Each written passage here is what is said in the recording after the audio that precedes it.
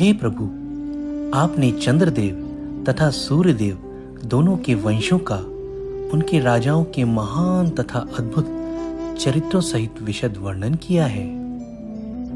हे मुनिश्रेष्ठ, आप परम पवित्र तथा धर्मशील यदुवंशियों का भी वर्णन कर चुके हैं। अब हो सके तो कृपा करके उन भगवान विष्णु या कृष्ण के अद्भुत महिमामय कार्यकलापों का वर्णन करें जो यदुवंश में अपने अंश बलदेव के साथ प्रकट हुए हैं। परमात्मा अर्थात पूर्ण पुरुषोत्तम भगवान कृष्ण, जो विराट जगत के कारण है, यदुवंश में प्रकट हुए। आप कृपा करके मुझे उनके यशस्वी कार्यकलापों तथा उनके चरित्र का आदि से लेकर अंत तक वर्णन करें। भगवान कृष्ण वृंदावन और मथुरा दोनों जगह रहे, तो वहां उन्होंने क्या किया? उन्होंने अपनी माता के भाई मामा कंस को क्यों मारा, जबकि शास्त्र ऐसे वध की रंच मात्र भी अनुमति नहीं देते? हे महामुनि, आप कृष्ण के विषय में सब कुछ जानते हैं, अतएव उन सारे कार्यकलापों का वर्णन विस्तार से करें जिनके बारे में मैंने पूछा है, तथा उनके बारे में भी जिनके विषय में मैंने नहीं पूछा, क्योंकि उन पर मेरा पूर्ण विश्वास है और मैं उन सबको सुनने के लिए अत्यंत उत्सुक हूँ। हे राजर्षियों में श्रेष्ठ, चूंकि आप वासुदेव की कथाओं के प्रति अत्यधिक आकृष्ट हैं, अतः निश्चित रूप से आपकी बुद्धि आध्यात्मिक ज्ञान में स्थिर है, जो मानवता का एकमात्र असली लक्ष्य है। क्योंकि यह आकर्षण अनवरत रहता है, अतएव निश्चित रूप से उत्कृष्ट है। भगवान विष्णु के चरणों के अंगूठे से निकलने वाली गंगा तीनों लोकों, ऊपरी, मध्य तथा अधः लोकों को पवित्र बनाने वाली है। इसी तरह जब कोई व्यक्ति भगवान वासुदेव की लीलाओं तथा गुणों के विषय में प्रश्न करता है, तो तीन प्रकार के व्यक्ति, वक्ता या उपदेशक, प्रश्नकर्ता तथा सुनने वाले मनुष्य शुद्ध हो जाते हैं। एक बार माता पृथ्वी राजाओं के वेश में गर्वित लाखों असुरों की सेना से बोझिल हो उठी, तो वह इससे छुटकारा पाने के लिए ब्रह्मा के पास पहुंची। माता पृथ्वी ने गाय का रूप धारण किया। वह अत्यंत दुखियारी अपनी आंखों में आंसू भरकर भगवान ब्रह्मा के समक्ष प्रकट हुई और उसने अपनी विपदा कह सुनाई। माता पृथ्वी की विपदा सुनकर ब्रह्मा जी माता पृथ्वी तथा शिवजी एवं अन्य समस्त देवताओं के साथ क्षीर सागर के तट पर जा पहुंचे। क्षीर सागर के तट पर पहुंचकर सारे देवताओं ने समस्त ब्रह्मांड के स्वामी, समस्त देवताओं के परम ईश तथा हर एक का पालन करने वाले और उनके दुखों को दूर करने वाले भगवान विष्णु की पूजा की। उन्होंने बड़े ही मनोयोग से पुरुष सुक्त नामक वैदिक मंत्रों के पाठ द्वारा क्षीर सागर में शयन करने वाले भगवान विष्णु की पूजा की। वाचाम बह्निर्मुखम क्षेत्रम छंदसाम सप्तधातवः हव्यकव्यामृतान्नानाम् जिह्वा सर्वरसस्य च सर्वासूनां च वायोश्च तन्नासे परमायणे अश्विनोर्ओषधीनां च घ्राणो मोद प्रमोदयोः प्राधान्यतो यान् रुष आमनन्ति लीलावतारान् पुरुषस्य भुम्नः आपीयतां कर्णकषायशोषान् अनुक्रमिष्येत इमान् सुपेशान् हरिः ओम् तत्सत्।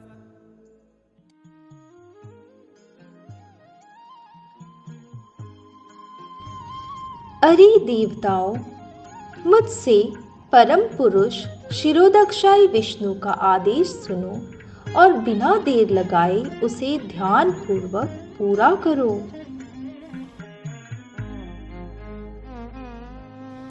हमारे द्वारा याचना करने के पूर्व ही भगवान पृथ्वी के संकट से अवगत हो चुके थे।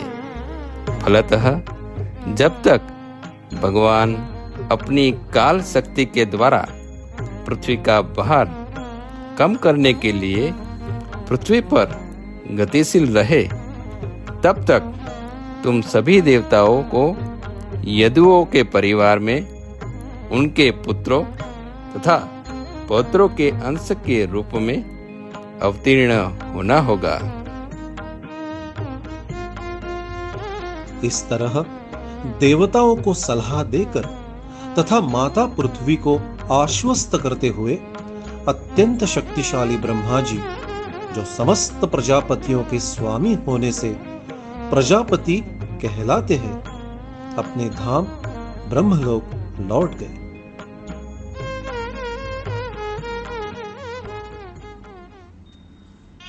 कुछ समय पूर्व देववंश के वासुदेव ने देवकी से विवाह किया। विवाह के बाद वह अपनी नवविवाहिता पत्नी के साथ घर लौटने के लिए अपने रथ पर आरूढ़ हुआ। राजा उग्रसेन के पुत्र कंस ने अपनी बहन देवकी को उसके विवाह के अवसर पर प्रसन्न करने की दृष्टि से घोड़ों की लगामें अपने हाथ में थाम ली और स्वयं रथचालक बन गया। वह सैकड़ों सुनहरे रथों से घिरा था। हे प्रिय पुत्र महाराज परीक्षित, जब दूल्हा तथा दुल्हन विदा होने लगे तो उनकी शुभ विदाई पर शंख, तुरही, मृदंग तथा नगाड़े एक साथ बजने लगे। अरे मूर्ख दुष्ट, तुम जिस स्त्री को लिए जा रहे हो उसकी 8वीं संतान तुम्हारा वध कर देगी। कंस भोज वंश का अधम व्यक्ति था, क्योंकि वह ईर्ष्यालु तथा पापी था। इसीलिए उसने जब यह आकाशवाणी सुनी तो उसने बाएं हाथ से अपनी बहन के बाल पकड़ लिए और उसके सिर को धड़ से अलग करने के लिए दाहिने हाथ से अपनी तलवार निकाली। तुम्हारे भोज परिवार को तुम पर गर्व है और बड़े बड़े सूरवीर तुम्हारे गुणों की प्रशंसा करते हैं। भला तुम्हारे जैसा योग्य व्यक्ति एक स्त्री को, जो उसकी बहन है, विशेष रूप से उसके विवाह के अवसर पर मार कैसे सकता है? हे सूरवीर, जिसने जन्म लिया है उसकी मृत्यु निश्चित है, क्योंकि शरीर के साथ ही मृत्यु का अनुभव होता है। कोई चाहे आज मरे या 100 वर्षों बाद, किंतु प्रत्येक जीव की मृत्यु निश्चित है। हे कुरुवंश में श्रेष्ठ, कंस अत्यंत क्रूर था और वास्तव में राक्षसों का अनुयायी था। अतएव वसुदेव के सदुपदेशों से उसे न तो समझाया बुझाया जा सकता था नहीं भयभीत किया जा सकता था। उसे इस जीवन में या अगले जीवन में पाप कर्मों के फलों की कोई चिंता नहीं थी। जब वसुदेव ने देखा कि कंस अपनी बहन देवकी को मार डालने पर तुला हुआ है, तो उसने अपने मन में गंभीरता पूर्वक सोचा। मृत्यु को आया हुआ देखकर उसने कंस को रोकने का दूसरा उपाय सोचा। वसुदेव का मन चिंता से पूर्ण था, क्योंकि उनकी पत्नी संकट में थी। किंतु क्रूर, निर्लज्ज तथा पापी कंस को प्रसन्न करने के उद्देश्य से बनावटी हंसी लाते हुए वे इस प्रकार बोले। हे भद्र श्रेष्ठ, तुमने आकाशवाणी से जो भी सुना है उसके लिए तुम्हें अपनी बहन देवकी से तनिक भी डरने की आवश्यकता नहीं है। तुम्हारी मृत्यु का कारण तो उसके पुत्र होंगे। अतः मैं तुम्हें वचन देता हूं कि जब उसके पुत्र उत्पन्न होंगे, जैसे तुम्हें डर लग रहा है, तो उन सब को लाकर तुम्हें सौंप दिया करूंगा। कंस वसुदेव के तर्कों से सहमत हो गया और वसुदेव के वचनों पर पूरा भरोसा करके उसने अपनी बहन को मारने का विचार छोड़ दिया। वसुदेव ने कंस से प्रसन्न होकर उसे और भी सांत्वना दी और अपने घर में प्रवेश किया। तत्पश्चात प्रतिवर्ष समय आने पर ईश्वर तथा अन्य देवताओं की माता देवकी ने एक शिशु को जन्म दिया। इस तरह एक के बाद एक उनके 8 पुत्र तथा सुभद्रा नामक एक कन्या उत्पन्न हुई। वसुदेव अत्यधिक विवल थे कि कहीं उनका वचन भंग हुआ तो वे झूठे साबित होंगे। इस तरह उन्होंने बड़ी वेदना के साथ अपने प्रथम पुत्र कीर्तिमान को कंस के हाथों में सौंप दिया। हे राजा परीक्षित, जब कंस ने देखा कि वसुदेव सत्य में स्थिर रहते हुए अपनी संतान उसे सौंपने में समभाव बने रहे, तो वह अत्यधिक प्रसन्न हुआ और उसने हंसते हुए यह कहा। हे वसुदेव, तुम अपने बच्चे को वापस ले सकते हो और घर जा सकते हो। मुझे तो तुम्हारी और देवकी की 8वीं संतान से चिंता है, जिसके हाथों में मेरी मृत्यु लिखी है।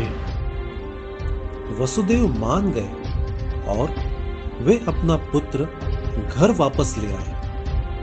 किंतु कंस चरित्रहीन तथा आत्म संयम विहीन व्यक्ति था। अतः एवं वसुदेव जानते थे कि कंस के शब्दों का कोई भरोसा नहीं। एक बार नारद मुनि कंस के पास गए और उसे यह बतलाया कि पृथ्वी के अत्यंत भार स्वरूप असुर व्यक्तियों का किस प्रकार वध किया जाने वाला है। इस तरह कंस अत्यधिक भय तथा संशय में पड़ गए।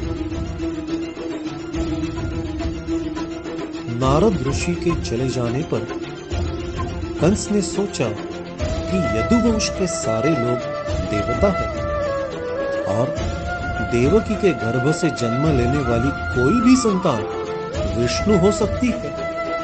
अतः अपनी मृत्यु के भय से कंस ने वसुदेव तथा देवकी को बंदी बनाया और उनके लोहे की जंजीरें डाल दी। कंस ने इस भविष्यवाणी से सशंकित होकर कि विष्णु उसका वध करेंगे, हर संतान को इस आशंका से कि वह भी विष्णु न हो एक एक करके मार डाला।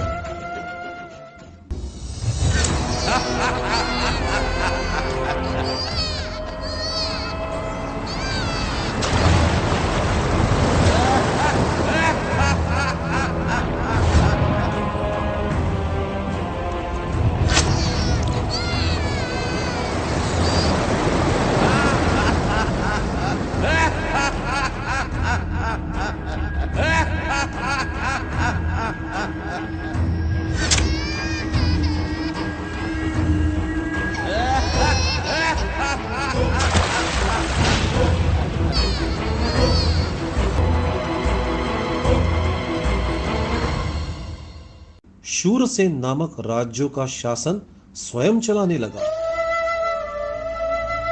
असुर राजाओं द्वारा सताए जाने पर यादवों ने अपना राज्य छोड़ दिया और कुरुओं, पांचालों, कैकयों, शाल्वों, विदर्भों, निषधों, विदेहों तथा कौशलों के राज्य में प्रविष्ट हुए।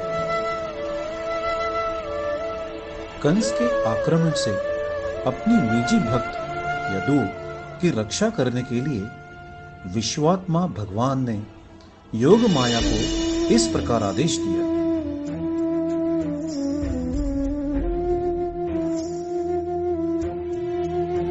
हे समस्त जगत द्वारा पूज्या तथा समस्त जीवों को सौभाग्य प्रदान करने वाली शक्ति, तुम व्रज जाओ जहां अनेक ग्वाले तथा उनकी पत्नियां रहती हैं। उस सुंदर प्रदेश में जहां अनेक गौएं निवास करती हैं, वसुदेव की पत्नी रोहिणी नंद महाराज के घर में रह रही है। वसुदेव की अन्य पत्नियां भी कंस के भय से वहां अज्ञातवास कर रही है। कृपा करके वहां जाओ। तब मैं अपने 6 ऐश्वर्यों से युक्त होकर देवकी के पुत्र रूप में प्रकट होऊंगा और तुम महाराज नंद की महारानी माता यशोदा की पुत्री के रूप में प्रकट होगी।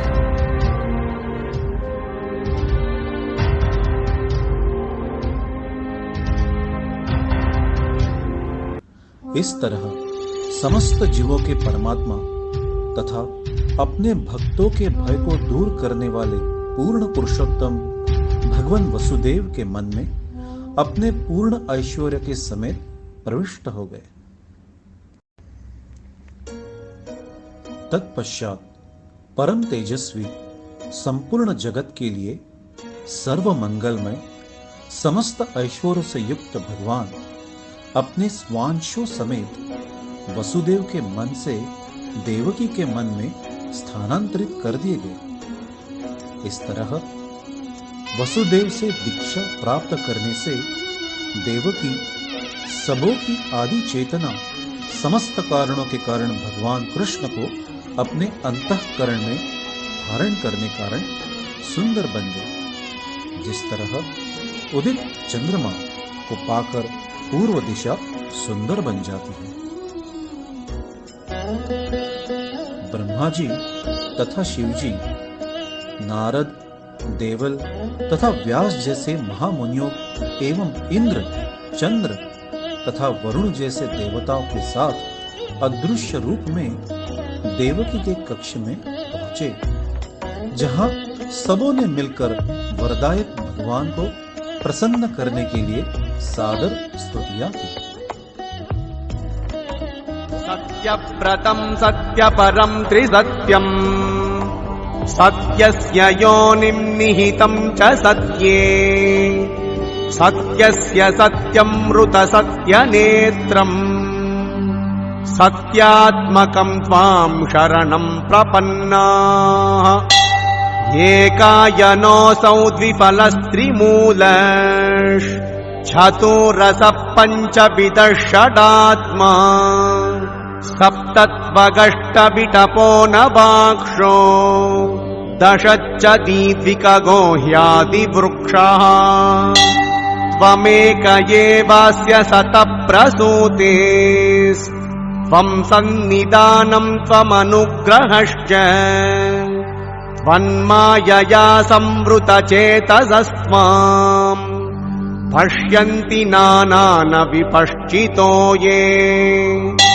बिभर्षिरूपाण्यवबोध आत्मा क्षेमाय लोकस्य चराचरस्य सत्त्वोपपन्नानि सुखावहानि सताम् अभद्राणि मुहुः-कलानाम् त्वय्यम्बुजाक्षा किल सत्त्वदाम्नि समाधिनावेशितचेतसैके त्वत्पादपोतेन महत्कृतेन कुर्वन्ति गोवत्सपदम् भवाब्धिम् स्वयं समुत्तीर्य सुधस्तरम् द्युमन् पवार्णवम् भीममधभ्रसौहृदाः भवत्पदाम्बोरुहनावमत्र ते निधाय याता सदनुग्रहो भवान् धिष्ट्याम्बते कुक्षिगतः परः पुमान् अंशेन साक्षात् भगवान् भवाय नः मा बोद्भयं भोजपतेर्मुमूर्षोर् भोक्ता यदूनां बविता तवात्मजः।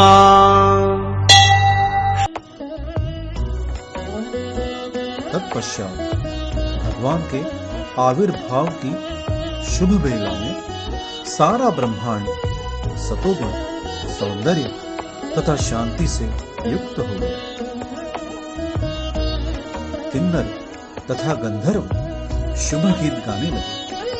सिद्धों तथा चारणों ने शुभ प्रार्थनाएं की तथा अप्सराओं के साथ विद्याधरियां प्रसन्नता से नाचने लगी।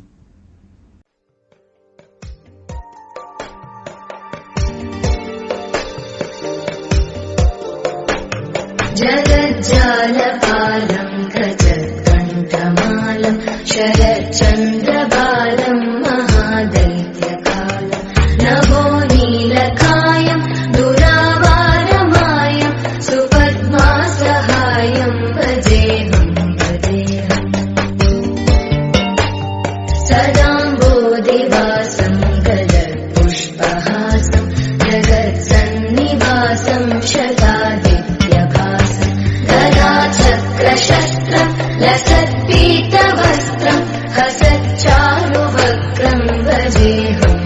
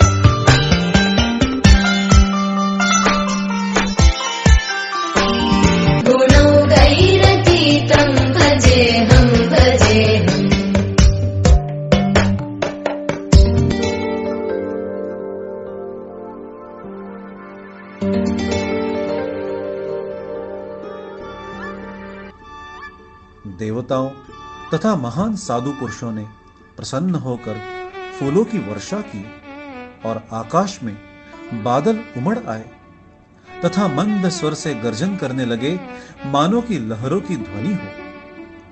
तब हर हृदय में स्थित पूर्ण पुरुषोत्तम भगवान विष्णु रात्रि के गहन अंधकार में देवकी के हृदय से उसी तरह प्रकट हुए जिस तरह पूर्वी क्षितिज में पूर्ण चंद्रमा उदय हो रहा हो, क्योंकि देवकी श्री कृष्ण की ही कोटि की थी।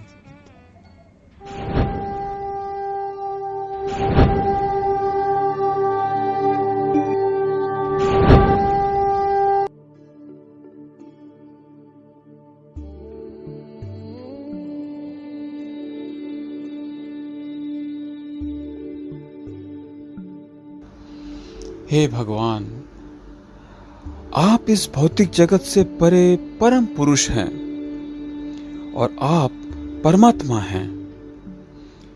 आपके स्वरूप का अनुभव उस दिव्य ज्ञान द्वारा हो सकता है जिससे आप भगवान के रूप में समझे जा सकते हैं। अब आपकी स्थिति मेरे समझ में भली भांति आ गई है। हे भगवान, वेद अनेक हैं, उसमें से कुछ आपको शब्दों तथा मन द्वारा अव्यक्त बतलाते हैं, फिर भी आप संपूर्ण विश्व के उद्गम हैं। आप ब्रह्म हैं, तभी तो वस्तुओं से बड़े और सूर्य के समान तेज से युक्त। आपका कोई भौतिक कारण नहीं, आप परिवर्तन तथा विचलन से मुक्त हैं और आपकी कोई भौतिक इच्छाएं नहीं हैं। इस तरह वेदों का कथन है कि आप ही सार हैं। अतः हे प्रभु, आप समस्त वैदिक कथनों के उद्गम हैं और आपको समझ लेने पर मनुष्य हर वस्तु धीरे धीरे समझ जाता है। आप ब्रह्म ज्योति तथा परमात्मा से भिन्न हैं, फिर भी आप उनसे भिन्न नहीं हैं। आपसे ही सब वस्तुएं उद्भूत हैं। दरअसल आप ही समस्त कारणों के कारण हैं। आप समस्त दिव्य ज्ञान की ज्योति भगवान विष्णु हैं। तुम पति पत्नी निरंतर अपने पुत्र के रूप में मेरा चिंतन करते रहते हो, किंतु तुम यह जानते रहते हो कि मैं भगवान हूं। इस तरह निरंतर स्नेहपूर्वक मेरा चिंतन करते हुए तुम लोग सर्वोच्च सिद्धि प्राप्त करोगे, अर्थात भगवत धाम वापस जाओगे। अपने माता पिता को इस तरह उपदेश देने के बाद भगवान कृष्ण मौन रहे। तब उन्हीं के सामने अपनी अंतरंगा शक्ति से उन्होंने अपने आप को एक छोटे शिशु के रूप में बदल लिया।